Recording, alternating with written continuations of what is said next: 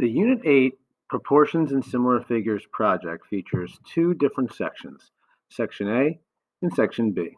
Section A involves three different choices. You will choose one of these three. Option 1 is going out to eat, Option 2 is going to the mall, and Option 3 is buying a car.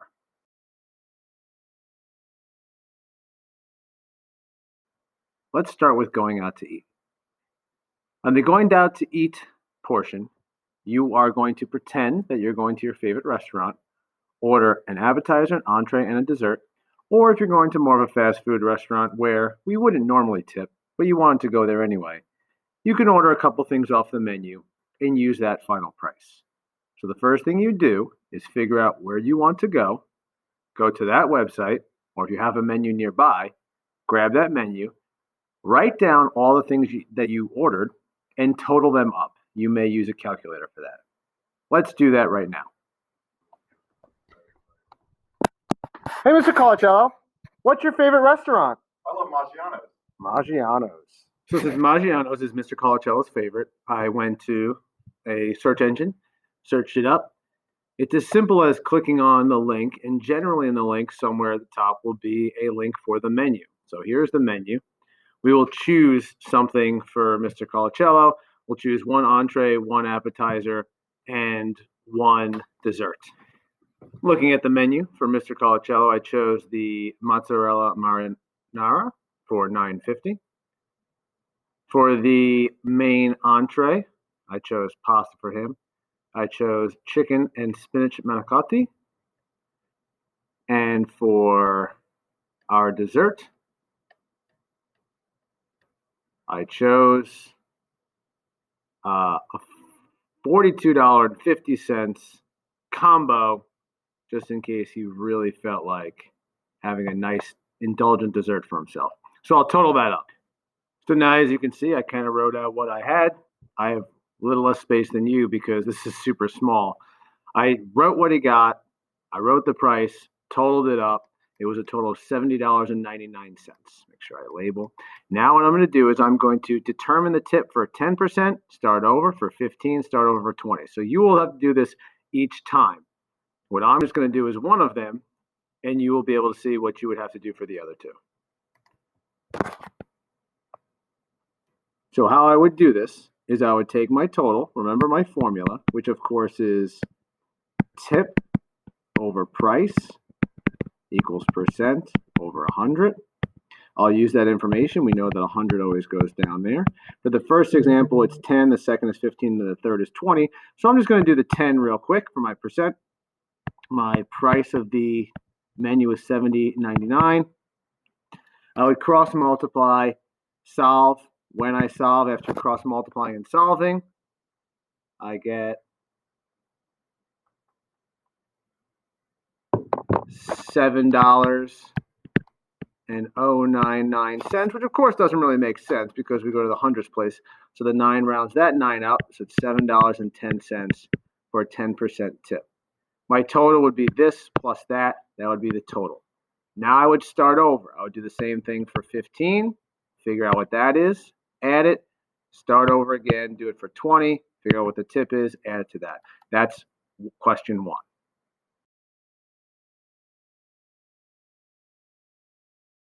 If in section 1 you chose going to the mall, you have to realize they have two different coupons. One is just straight up subtracting $15.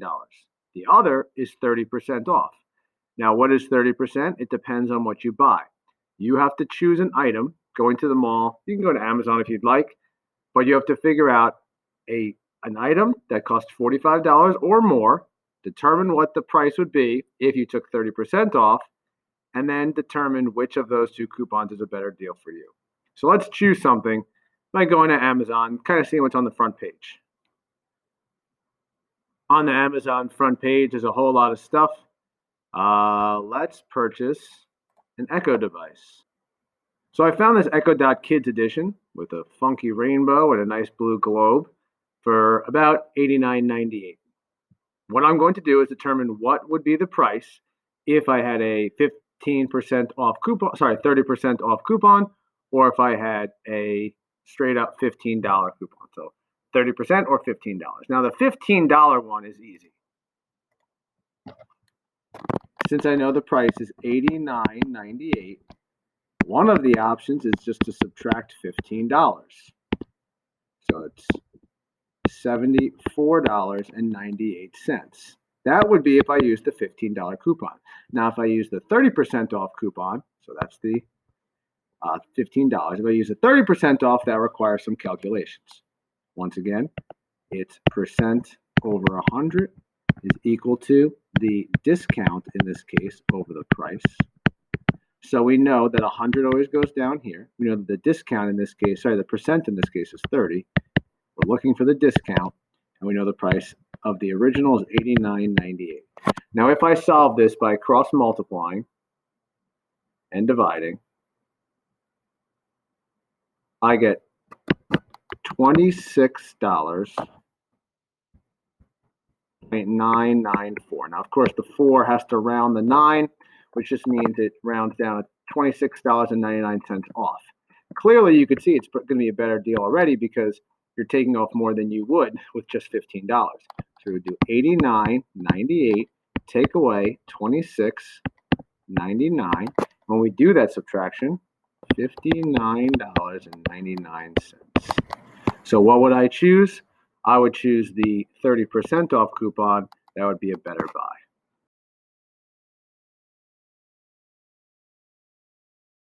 If you're going to choose the third option for Part A, buying a car, you'll look up 2 cars on a website that you would consider purchasing. You'll notice their MPG, or miles per gallon, and notice the city miles per gallon for each.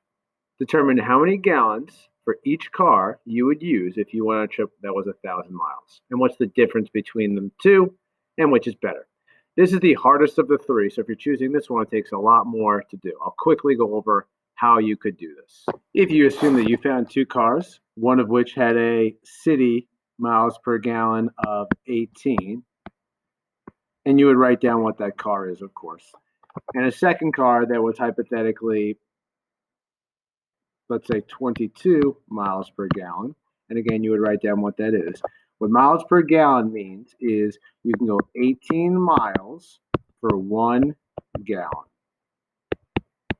What the question is how many gallons would it take if you need to go 1,000 miles? You would do the same thing for the other example, except your left side of your proportion is going to be different because it's not 18 miles per gallon. It's 22 miles for every 1 gallon. But again, we are traveling 1,000 miles. For how many gallons would that take? You would cross multiply and solve both of these. Let me quickly cross multiply and solve both of these for you. For the car on the left, whatever the name of that car is, I ended up with 55.5 repeating, which I rounded to 55.56. I'm going to say gallons. That's how many gallons it would take that car to travel 1,000 miles. Similarly, on the other car, whatever the name of that one is, when I solved, I got 45.45 repeating, which I would say it takes 45.45 gallons. The next question is, what's the difference between the two? So I'd obviously subtract 45.45 to get that answer. And then I would say, which is a better overall car if you just considered miles per gallon? Certainly this one is, because you can travel further miles for 1 gallon.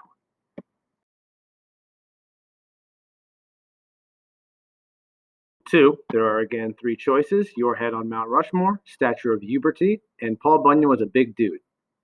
If you chose the first option, and you only have to choose one of these 3, what you would do is, using the scale that was given, which is 2.5 inches to 18 feet, determine how big your head would be on Mount Rushmore. Now, in order to do that, you need to determine how big your head would be. You have to take a ruler and approximately measure the width of your head. Once you have that calculation, you can use this scale to figure it out. It says, it even helps you out. If you're looking for your mouth or you're looking for your head, this one says mouth. It could be mouth or head. You would measure your mouth from side to side. If you did that correctly, let's say hypothetically, you had a 6-inch head from side to side. The information here says the scale is 2.5 inches to 18 feet. This is the information that I will use when I make my proportion down here.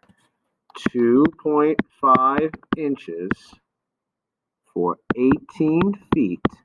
I just measured my head hypothetically and said it was 6 inches. How far across would it be? I would solve this. Whatever this answer is, that in feet is the width of my head. The next thing you have to do is you have to consider what would happen if you did the same thing for SpongeBob. Now we'll use the same scale, but now we know that SpongeBob, his mouth is 4.5 inches wide. So I'd use the same scale, which again, I would do this on the second one, 2.5 inches to 18 feet. Now they told me that SpongeBob's mouth is 4.5 inches. I would solve this one, and I would determine how many feet SpongeBob's mouth would be if he were on Mount Rushmore.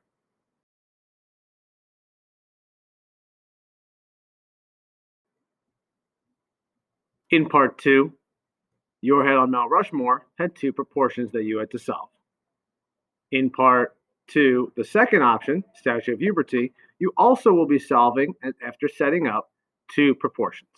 This example, though, talks about making a statue that's bigger and then a statue that's smaller, so statuette. For the first section, we want to use a scale that every 1 inch is 2.5 feet to determine your height, so your statue U.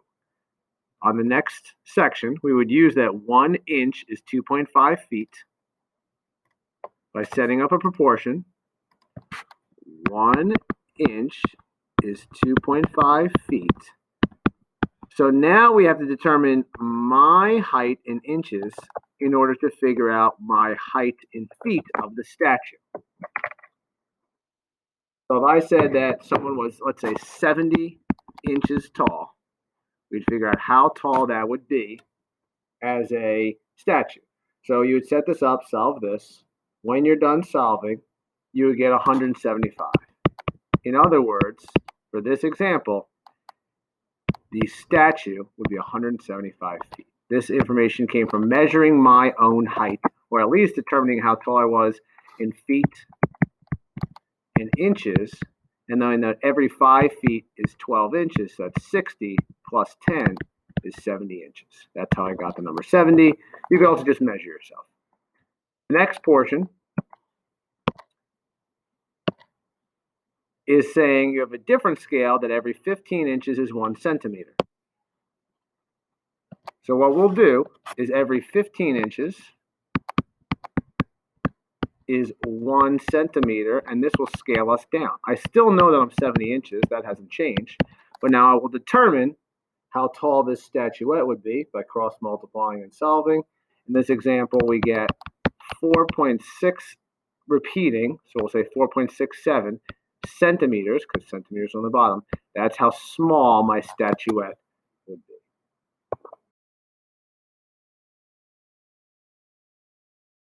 The third option in section 2, Paul Bunyan was a big dude. You'll find any item and measure its length, width, and height. Now it says to the nearest half of a centimeter, which essentially just means you're rounding. So it could be 1, 1.5, 2, 2.5, 3, 3.5. We don't want to get too far into decimals for this one. You will use a scale that is 0.5 centimeters is 6 inches, and you're actually going to end up doing 3 proportions for this one. 1 time for the length, start over, 1 time for the width, and 1 time for the height. Again, the scale is 0.5 centimeters is 6 inches. That's the information I will use on the next page. 0.5 centimeters is 6 inches. Now what I need to do is I need to measure an item 1 time for the width. I will do this again for the height using almost the same setup, 0.5 centimeters to 6 inches. And I'll do it 1 more time for the length, 0.5 centimeters to 6 inches. So now what I'm going to do is I'm going to find the big size, which of course inches is bigger than centimeters. I'm going to measure the width, put it there. I'm going to measure the height, put it there. I'm going to measure the length, put it there. And I will solve all 3 of them. Let's say the width of, maybe I found a tissue box. Maybe the width was 5.5 centimeters. Maybe the height was 4.5 centimeters, and maybe the length was 10 centimeters. So it doesn't have to be a 0.5. It's 0.0. And I would solve all three of these to determine the new bigger width in inches, the new bigger height in inches, and the new bigger length in inches.